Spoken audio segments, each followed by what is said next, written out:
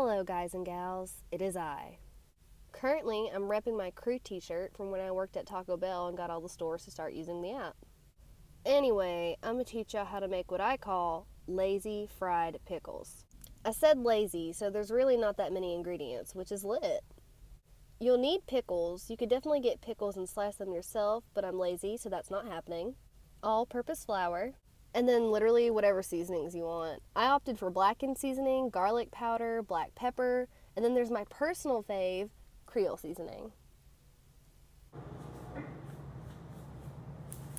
Of course, you'll need a bowl and a stirring apparatus. Lastly, you'll need something to fry in. If you'll notice, this is an electric skillet, already full of oil. Used oil. And that's because I fry something almost daily in this thing, and I'm too lazy to change the oil out every time. Disgusting, I know.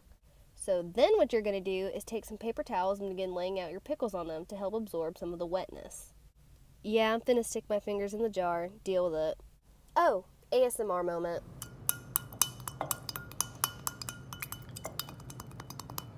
So yeah, just keep doing that. I did a lot just because I'm a hungry, growing gal. I sped this part up because honestly I don't have that much to say and I don't want to bore you to death. Once you're finished doing that, make sure to put your pickles back in the fridge to keep them fresh and whatever. Now, I like to just take another paper towel and dab all over the pickle slices to help absorb some of the pickle juice even more.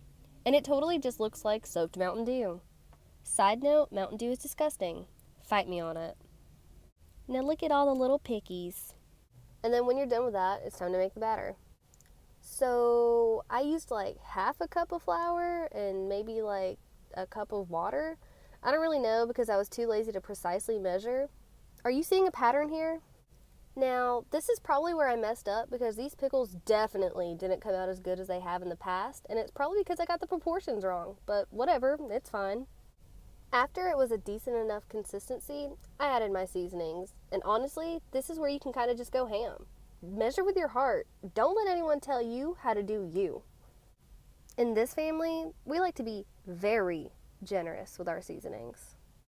After adding everything that you're going to, you gotta stir it in until it's like relatively the same color and consistency.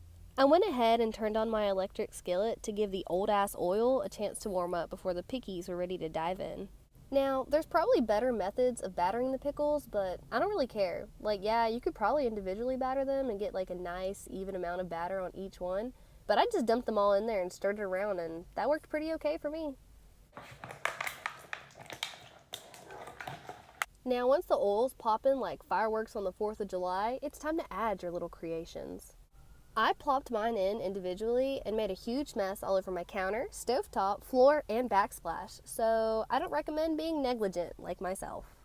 Then my fingers were gross from the batter, so I washed them. Also, I washed them prior to working with all the food, but I didn't record myself, so you'll just have to take my word for it.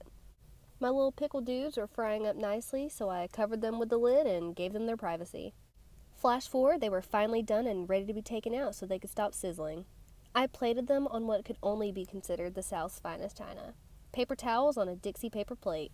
The end. They were delish. Sorta. I would say mediocre at best, but honestly, that's good enough for me.